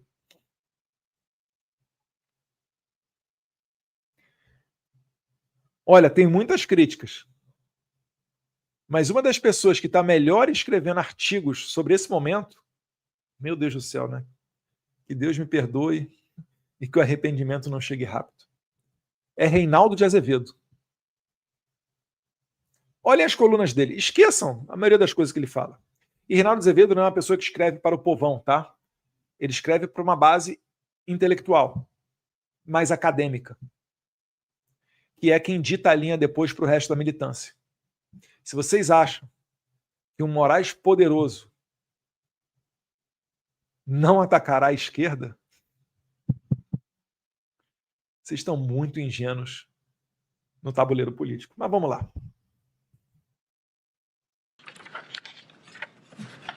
Nessa mesma reunião ministerial, após outros impropérios contra o Poder Judiciário, volta a desinformação, dizendo que não vai permitir que ocorra o que foi o ocorrido nas eleições de 2018.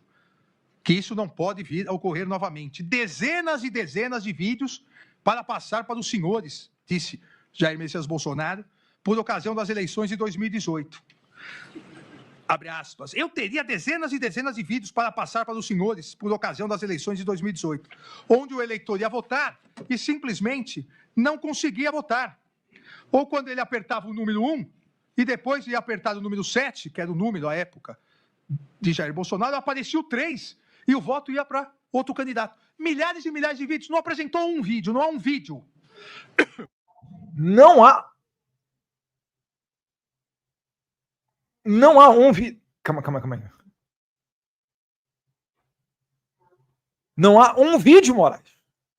Você não tem internet em casa, não? Não tem internet na Suprema Corte, não? Eu vou apresentar aqui um vídeo. Espero só que você não prenda o jornalista por conta desse vídeo. Com os senhores, o terrorista da extrema-direita, Boris Casoy. Muitos eleitores estão reclamando pelas redes sociais de falhas e fraudes em urnas eletrônicas durante a votação do primeiro turno. Veja na reportagem. Entre as reclamações, urnas que supostamente preenchiam o número do candidato à presidência do PT, Fernando Haddad, automaticamente, como se pode ver neste vídeo. Em nota, o Tribunal Regional Eleitoral de Minas Gerais afirmou que a gravação é falsa ou foi editada. Outra queixa compartilhada nas redes sociais foi de que o sistema de algumas urnas encerrou a votação antes de o eleitor confirmar a escolha de candidato à presidência. Pessoal, quem não me conhece, sou o João Armentano, arquiteto. Acabei de votar aqui na Zona Sul, no ex-colégio Sacré-Cœur. Votei em todo mundo, deputado federal, deputado estadual, senador, governador, mas quando chegou na hora do presidente, apertei o meu candidato e, por surpresa, não houve confirmação. Foi direto para a finalização do voto. Fiquei muito preocupado, não sei o que está acontecendo e gostaria de participar de tudo isso. Ou seja, se aconteceu com você também isso, vamos fazer uma ação, vamos fazer uma manifestação a favor ou contra essas urnas eletrônicas. A Justiça Eleitoral afirmou que muitas reclamações dos eleitores estão surgindo porque eles podem estar confirmando o voto sem olhar a tela e antes mesmo de ver a foto dos candidatos. Reclamações frequentes que viralizaram na internet são de que urnas eletrônicas não exibiram a imagem e nem o número de Jair Bolsonaro do PSL. Este caso, que teria acontecido num colégio no Parque Ateneu, na região sudeste de Goiânia, é um exemplo. Oi, gente, acabei de sair aqui do colégio Vila Nova, aqui no Parque Ateneu. A minha colega aqui não te conhece, mas ela votou para presidente. E não saiu a foto do nosso presidente? Não saiu a foto, deu fim imediatamente, antes de aparecer foto. Apareceu outro casal aqui, a mesma outro coisa. Casal que não apareceu então a foto eu gostaria que vocês pusessem em rede rapidão para poder a gente tomar uma atitude, providência. Técnicos da Justiça Eleitoral explicam que alguns eleitores podem ter digitado o número do candidato e já apertado confirma para depois conferir a foto na tela. Em Maceió, um eleitor fez um boletim de ocorrência na Polícia Federal para denunciar que a urna eletrônica em que votou não registrou seu candidato a presidente da República. O Tribunal Regional Eleitoral de Alagoas informou que o eleitor em questão se confundiu ao inserir o número do candidato. Nestas imagens do Paraná, eleitores chamaram a polícia para denunciar que urnas não mostravam seus candidatos. Não está confirmando para presidente aqui. Ela votou no deputado, confirmou. Deputado federal confirmou. Senador confirmou. Outro senador confirmou. Quando chegou no presidente, ele foi embora, sozinho. Entendem agora por que não pode deixar celular entrar na cabine de votação? Aí até vai haver um debate, né? Para comprovar em quem você votou ou não votou. Mas se um traficante bota uma arma na tua cabeça e fala vota e filma o seu voto, eu acho que quem mora na comunidade dominada pelo traficante vai fazer isso, né? Agora, quanta dúvida e quanta coisa. Isso não chegou nada ao seu conhecimento, Alexandre de Moraes? Um vídeo real. Um vídeo real. Tá aí, te mandei aí o vídeo real, Alexandre. Tá aí o vídeo real. E aí, vai prender o Boris Casoy? Vai prender as pessoas ali que estão levantando as suspeitas, as denúncias? Qual o problema de você colocar um voto impresso e fazer uma recontagem desses votos? O artigo 37 da Constituição consagra o princípio da publicidade, não é à toa. É porque todo ato administrativo tem que ser público para que não ocorra esse tipo de confusão. Não está na Constituição porque um belo dia o Constituinte acordou, teve uma grande ideia, vou botar ali no artigo 37, ao lado da legalidade, impessoalidade, moralidade, vou botar ali a publicidade. Não é porque ele bem quis, não, é porque tem uma razão de ser. E quando vocês violam, isso prejudica a vida em sociedade, porque a Constituição é feita para que ocorra uma harmonia nessa vida entre a sociedade, entre os cidadãos. Mas está aí, Alexandre de Moraes. Vai se retratar? Você queria um vídeo, quer mais? Só nesse vídeo daí tem uns 3 ou 4 ainda, né? Denúncias de fraude. Paraná, São Paulo, 2 mulheres ali que não se conheciam. Ó, acabei de conhecer aqui uma pessoa que teve o mesmo problema que eu, foi votar e o presidente não apareceu a foto, foi direto para a finalização. E o que o Bolsonaro fala é verdade, Alexandre de Moraes. Essas suspeitas sempre favoreciam o candidato do PT, Fernando Haddad. Era sempre em detrimento, em prejuízo de Jair Bolsonaro e a favor do PT. Muita coincidência, né? Muita coincidência. Mas continuando a incitar contra a Justiça Eleitoral e o Poder Judiciário. Ele acha que isso é crime, o Bolsonaro Temos fez. quase 100 vídeos de pessoas reclamando que foram votar em mim e, na verdade, o voto foi para outra pessoa. Nenhum vídeo de alguém que foi votar no outro e, porventura, apareceu meu nome. A sequência das ameaças, a sequência da instigação, ameaça? Acabei de a comprovar. sequência da desinformação, das mentiras. Qual desinformação? contra o Poder Judiciário e a Informação. Justiça Eleitoral. E nessa mesma... Alexandre de Moraes acaba de dizer que Boris Casoy é um disseminador de desinformação. Na verdade, Boris Casoy deu uma notícia. Só que essa notícia não favorece a narrativa de Moraes.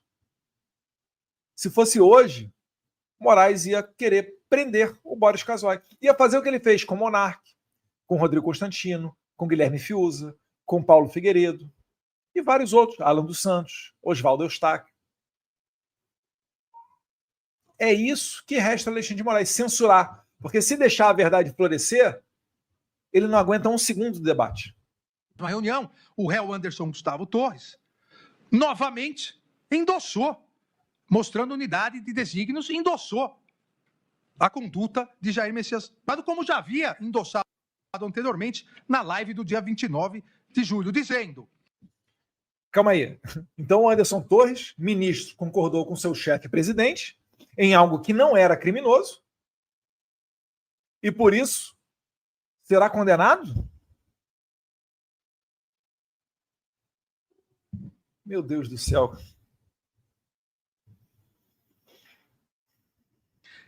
E o exemplo da Bolívia é um grande exemplo para todos nós. A Bolívia é onde ocorreu uma revolta popular. O então presidente, que nem deveria concorrer ao seu quarto mandato, né, terceira reeleição, o Evo Morales fugiu do país, foi para o México com uma escala em Cuba, e então assumiu um governo provisório, que, segundo a Constituição, coube à senadora Jeanine Áñez, que em cerca de um ano convocou novas eleições e na nova eleição foi eleito um sujeito apoiado pelo Evo Morales. O que aconteceu com a Jeanine Áñez? Foi para a cadeia, condenada por atos antidemocráticos.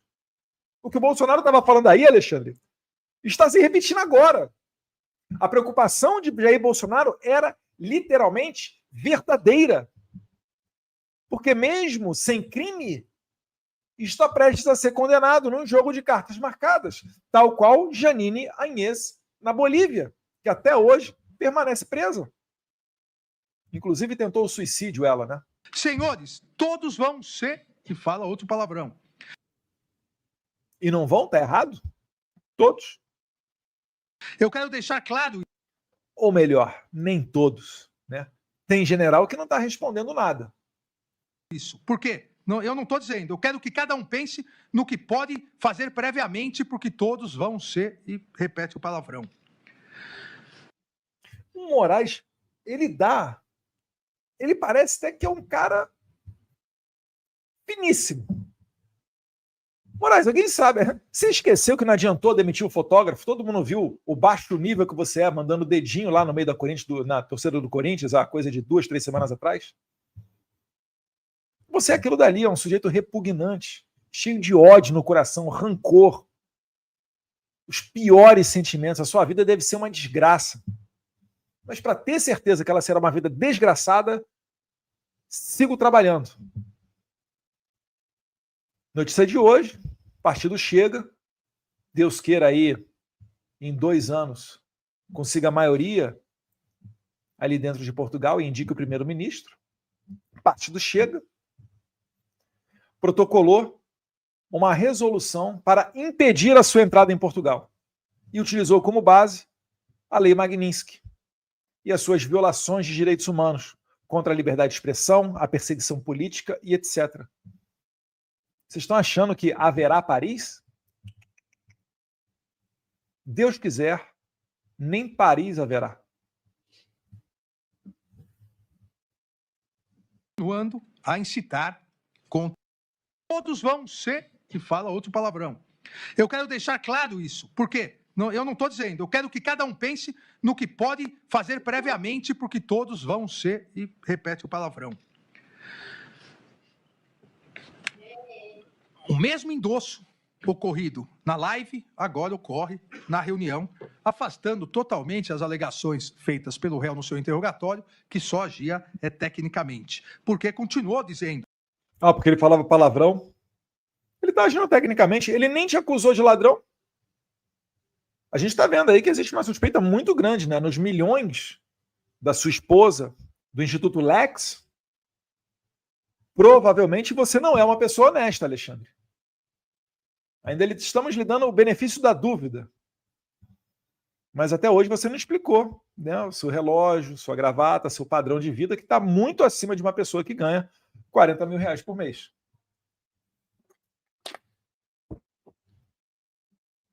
Que a Polícia Federal sempre esteve aqui, com outro viés, outro olhar, e disse, e esses cuidados têm 6, 7 anos. Naquela live que eu li esses relatórios, e eles iam lá desdizendo um monte de coisas, e quando eu li os relatórios, me jogaram dentro do inquérito.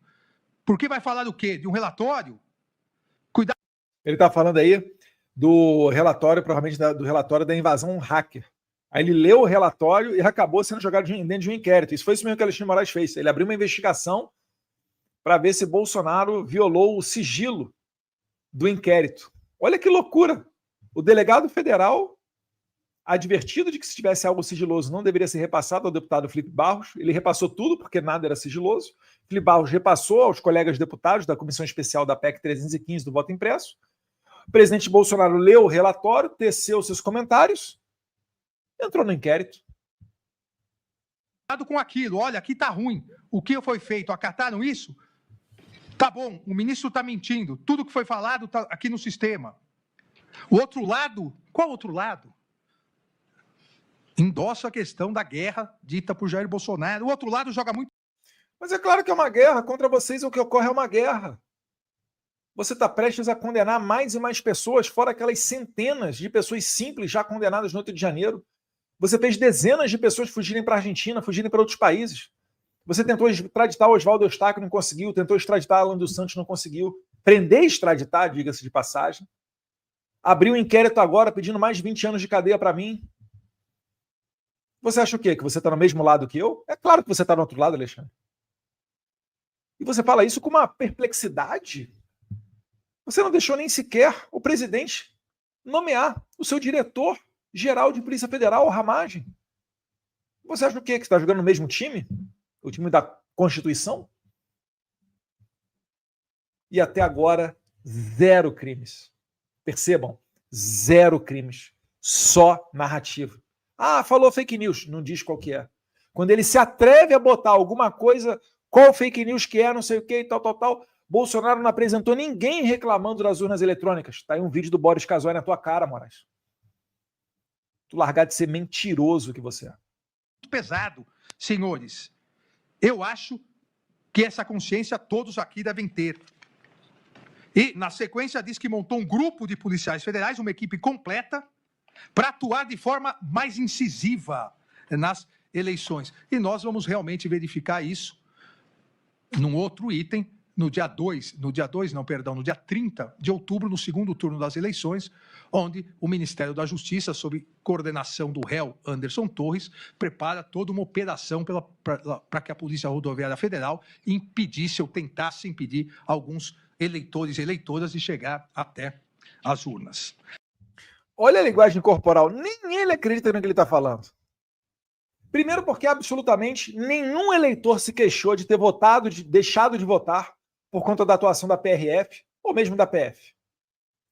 Segundo, você, Moraes, você publicamente reconheceu esse fato, quase elogiando o diretor-geral da PRF, o Silvinei Vasquez, que emagreceu 12 quilos na cadeia injusta que tomou e hoje é secretário na cidade de São José, lá em Santa Catarina. Você está mudando a sua própria versão para perseguir os caras. Aqueles que você entende de desafeto, para mandar recadinho, para ninguém se aproximar de Bolsonaro. Você acha mesmo que vai conseguir esconder a indignação e a revolta das pessoas? A PRF fez o trabalho que sempre foi feito numa eleição. Até porque o transporte de eleitores gratuito é crime. Aquele chamado curral eleitoral, né? Junta todo mundo, paga ali um pão com mortadela, abastece o carro da rapaziada, bota eles num ônibus e bota para votar. Isso é crime.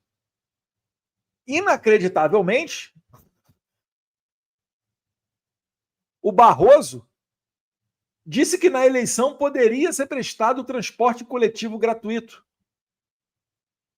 a despeito de que diz a lei. Ou seja, os juízes no Brasil não têm mais que se limitar à lei, podem fazer o que bem entender. Porque tem um crime expresso lá falando que essa conduta é vedada, e o Barroso foi e dá uma decisão falando que ela é permitida. E ainda assim, ninguém deixou de votar, mesmo no Nordeste. Se vocês tivessem decência, estava abrindo um inquérito para ver.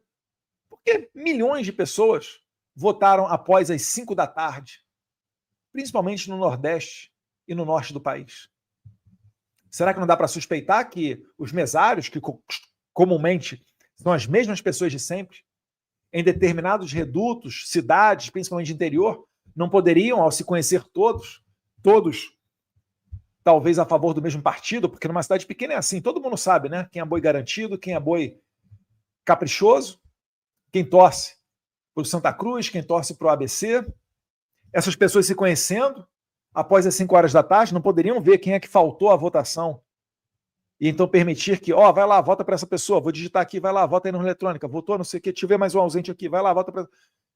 É muito difícil de imaginar isso, mas para isso vocês não vão abrir investigação, né? Afinal de contas, quem ganhou a eleição foi o cara que vocês desejavam. A investigação de 2018 da invasão hacker, ela só foi aberta porque quem ganhou foi Bolsonaro. E vocês tiveram uma ponta de esperança de poder reverter a eleição, né?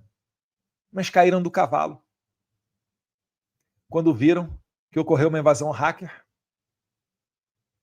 e que muito provavelmente esse hacker fez o serviço dele de virar talvez 10, 12 milhões de votos. Mas isso não foi suficiente para que Fernando Haddad não ganhasse a eleição. Para que Fernando Haddad ganhasse a eleição. E aí, na minha teoria da conspiração, que eu estou lucubrando aqui, que eu sou muito doido, o PT não pagou o hacker. E o hacker botou a boca no trombone na revista Tecmundo. E esse hacker, anônimo, que ninguém sabe até hoje quem é, merecedor de todas as garantias e proteção à testemunha, caso viesse a público, esse hacker botou a boca no trombone e ficou difícil da Rosa Weber não sustentar uma investigação. E abriu-se a investigação naquela pontinha de esperança de que a invasão hacker pudesse ter alguma conexão pró-Bolsonaro. E aí a deixa, a margem para vocês anularem a eleição. Mas isso tudo eu estou falando sem provas, adianto. Sem provas. Por que a Super Polícia Federal de Fábio Shor, que faz até relatório voltar no tempo, não corre atrás desse hacker para saber o que ele tem a dizer, para garantir, colocar ele no programa de proteção à testemunha? Perguntas do Brasil democrático, né?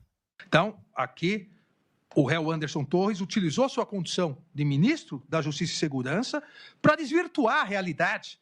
É um país que vivia, num momento como vive agora, um real Estado democrático de direito. Ele comparou a Bolívia de real democrático Estado de direito, com jornalista exilado, prisões em massa de cerca de 1.500 pessoas, onde uma das pessoas, inclusive, morreu dentro da cadeia devido a comorbidades, mesmo que seu advogado já tivesse pedido 9 vezes a sua soltura e a PGR tenha pedido 1 vez a sua soltura. Passados 3 meses disso, você ignorando os fatos, o Clezão faleceu. Então nós temos mortos, nós temos pessoas presas políticas, nós temos exilados, nós temos imprensa fechada, Jovem Pan quase fechou, teve que mudar totalmente, radicalmente seu editorial, Terça Livre foi fechada, jornalistas exilados, deputado exilado, deputado preso, e você chama isso de normalidade democrática? É muita cara de pau, para dizer o mínimo. que preparou para a guerra um grupo de policiais federais e endossou a vulnerabilidade das urnas e a fraude eleitoral. Também houve... E qual o problema de você falar das urnas eletrônicas e de uma possível fraude eleitoral? Onde é que está o crime nisso, meu Deus do céu? Aí Anderson Torres endossou as falas do presidente. E aí, vai merecer quantos anos de cadeia na Constituição do Xandaquistão? Porque se for para botar na cadeia, vamos botar o Vadir Damus, que falou que tem que fechar o Congresso. Ou Flávio Dino, que já duvidou das urnas eletrônicas. Ou José Dirceu, que em 1999, então deputado, apresentou um projeto de lei para criar uma comissão externa para acompanhar as urnas eletrônicas. Ou o pessoal do PDT, que em 1982, no caso o Proconsult, contestou a informatização da eleição do Rio de Janeiro, vencida por Leonel Brizola, no segundo turno contra Moreira Franco. Houve a participação de Braga Neto, divulgando, endossando as palavras. Participação de um candidato numa reunião ministerial.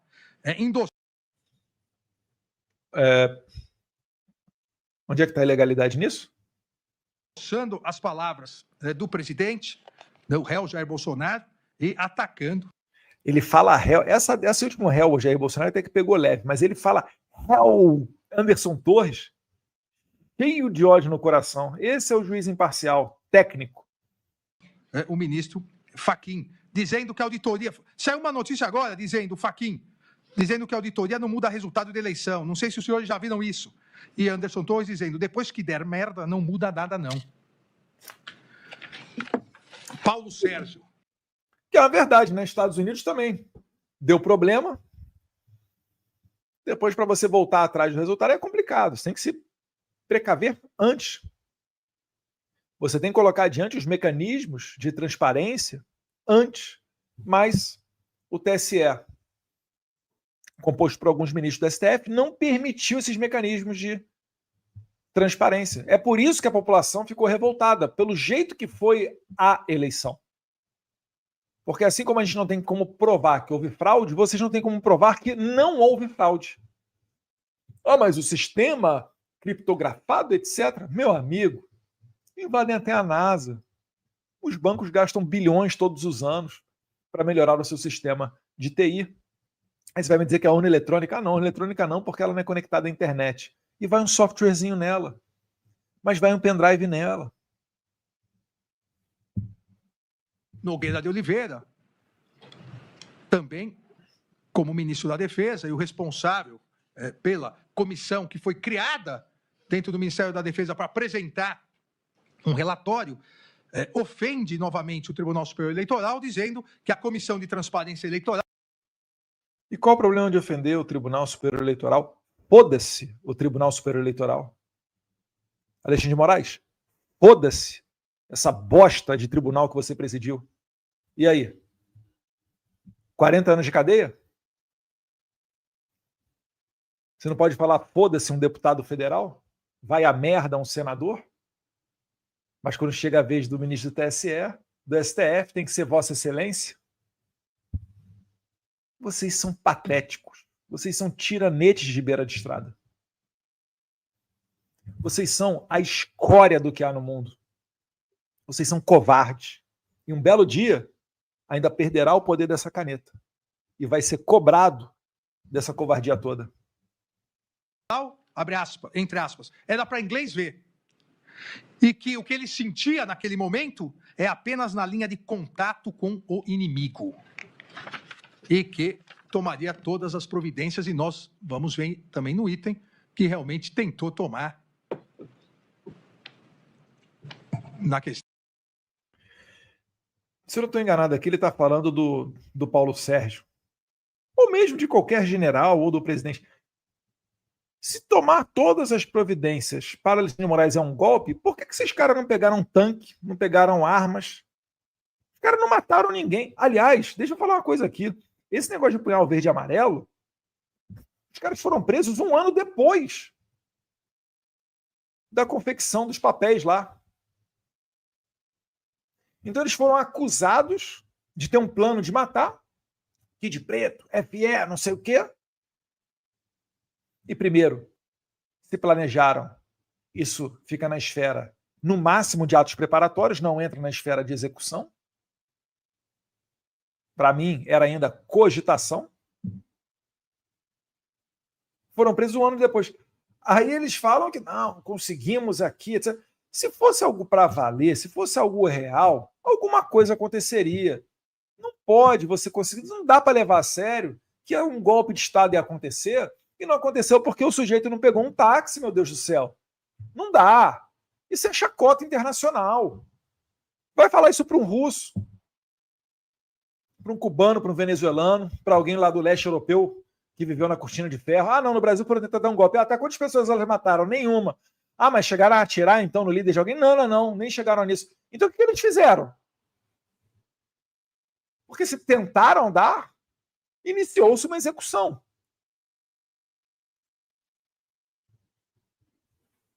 E aí querem colocar Bolsonaro na cadeia sem ter o nexo causal. Ou seja, isso é motivo para a absolvição de Bolsonaro, segundo o Código de Processo Penal, não para a sua condenação. A não ser que você acredite, né, no grande jurista Otávio Guedes, da Globo News. Ah, não, mas sem Bolsonaro não haveria o estímulo e tal. Então vamos lá. Os caras do PT que falam que Bolsonaro é genocida, que é nazista, que é a pior pessoa do mundo, etc. Aí alguém vai lá dar facada em Bolsonaro. Por que eu não posso botar esses deputados do PSOL, do PT, na cadeia também? Ou o cara lá que escreveu aquele editorial da Folha, por que eu torço para que Bolsonaro morra? Porque se o discurso é suficiente para conectar ao crime, então vamos encarcerar em massa toda a esquerda. Ou não é? Ou pau que de Chico não dá em Francisco? Não dá a todo momento para utilizar 2 pesos, 2 medidas. É repugnante. Fica muito patente, muito notório, muito descarado o abuso que esse sujeito está fazendo.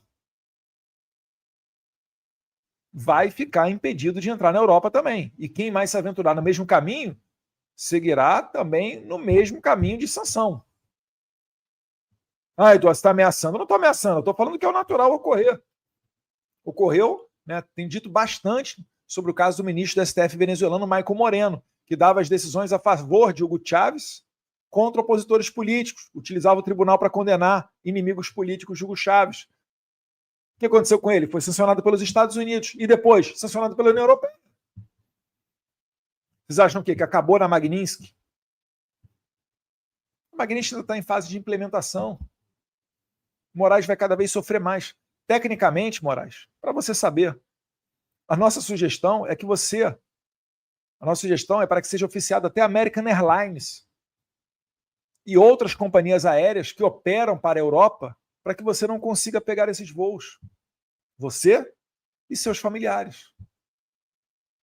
A sua esposa, muito provavelmente, está incorrendo nesse mesmo caminho aí. Será que no Instituto Lex tem alguma relação com seus filhos? Será que você não foi longe demais?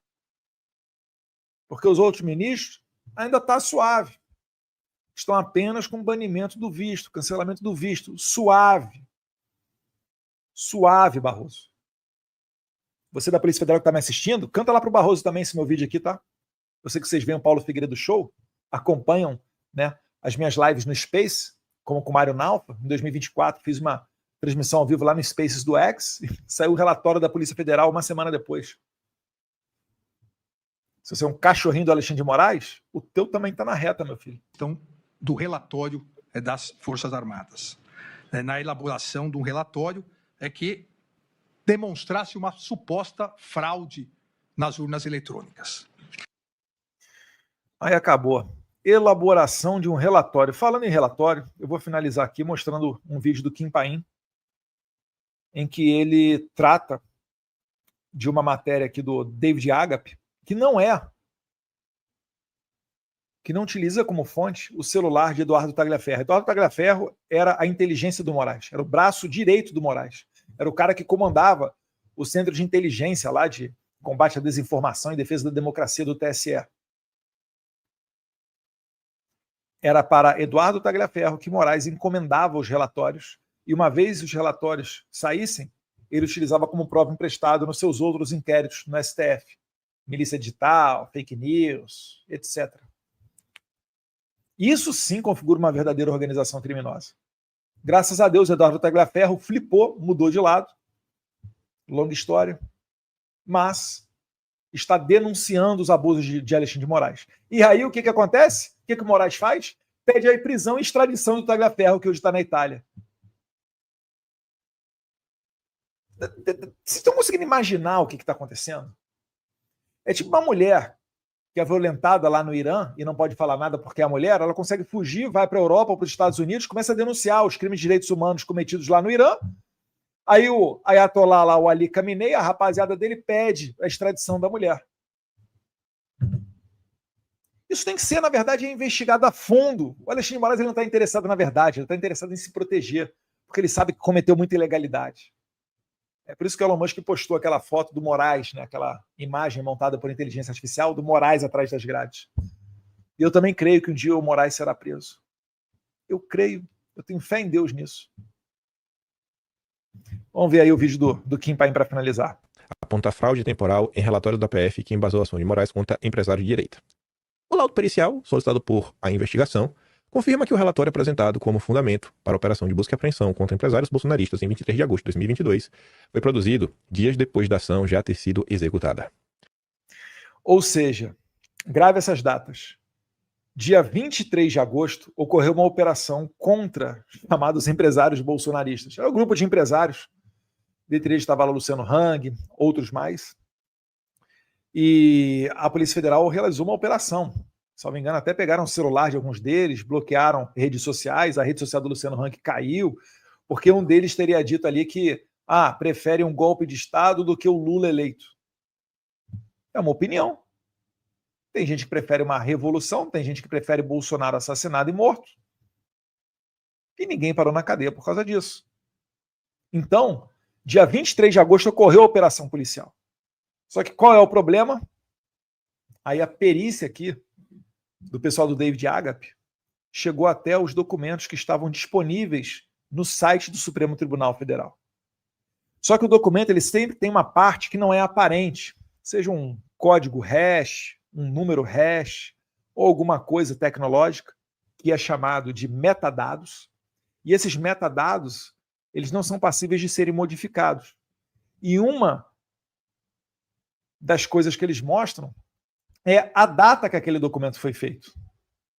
Então, lembrando, dia 23, operação contra os empresários bolsonaristas. A perícia identificou ainda que o relatório não possui assinatura digital qualificada. Opa! Já não tem assinatura digital qualificada. Será que é para alguém tirar o dele da reta? Porque viu que estava sendo cometido um abuso e não queria deixar a sua digital naquele abuso? Provavelmente sim. O laudo foi solicitado por uma investigação e produzido pelos peritos Reginaldo e Jaqueline Tirotti, reconhecido como alguns dos maiores especialistas do país em perícia digital e documentoscopia. Ou seja, não é algo que foi simplesmente, já seria suficiente para iniciar a investigação, pelo menos, que saiu do celular do Eduardo Tagliaferro. Ele está falando que ocorreu uma perícia especializada com peritos de renome que chegaram a essa conclusão. Primeira delas, o delegado federal Fábio Schor não colocou a sua assinatura digital no documento. Ao que parece é isso. O documento analisado foi baixado diretamente do site da corte. Esse documento, extraído do site, ele está datado, aqui ó, cadê? 19 de agosto de 2022. Então você abre o documento está datado de 19 de agosto, com as fundamentações, etc., para a operação policial. Operação policial essa que ocorreu dia 23, 4 dias depois. Mas quando esse documento do site oficial, se olhou o metadados do documento do site oficial, está dizendo que o documento foi feito no dia 29.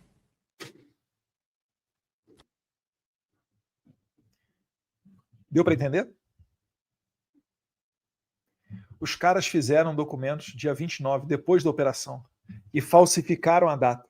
Isso tudo está exposto no site do STF. Isso daí sim é uma verdadeira organização criminosa. Esse é um modus operandi clandestino e ilegal, também conhecido do Código Penal como abuso de poder. Fábio Schor, Alexandre de Moraes e todo o seu time de cúmplices merece a cadeia. Não importa o que eles façam nesse... Não dá nem para chamar de julgamento, nessa inquisição.